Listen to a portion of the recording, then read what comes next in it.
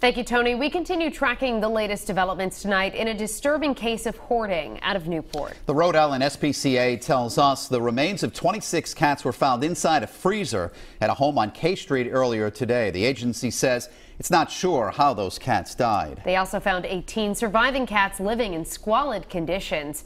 Tonight, we've learned this is not the first hoarding case reported at the home. Eyewitness News reporter Caroline Goggin joins us now with the details that are new tonight. Caroline? Well, Mike and Shannon, Joe Warzika with the SPCA says a local building official notified them of the situation. He said he had received several complaints from neighbors of a foul odor coming from the home, but when he tried to speak with the homeowner, she wouldn't let him in. So that's when the SPCA stepped in. They obtained a search warrant and they executed it today. As soon as we approached the house, I could smell it.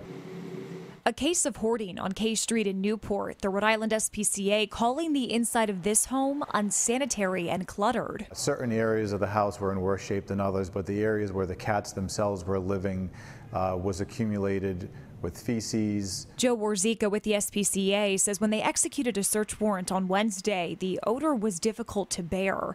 Inside, they found the remains of 26 cats in a freezer and then 18 surviving cats. These are some of the conditions they were found in. The majority of them were in very poor condition, were very underweight, had feces on them. They smelled of urine. 8 of the cats were taken to the SPCA. The other 10 are staying at the Potter League. Warzika says none of them have health issues that would require euthanasia. He also says this isn't the first time officials have had to rescue animals from this very home. We did remove approximately 50 cats from the same residence about 8 years ago. We were at this very spot back in 2010 when dozens of animals were seized from the same exact home. At the time, the 64-year-old homeowner was assisted by a social service agency.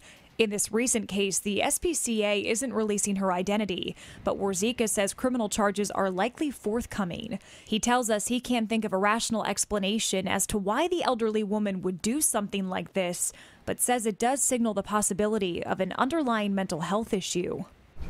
And Warzika said that newly passed legislation is meant to address situations just like this one. He said under a new statute, if an individual were to plead guilty, is found guilty or pleads nolo, the court will take into consideration the possibility of mental health issues when imposing the sentence. I'm Caroline Goggin, Eyewitness News.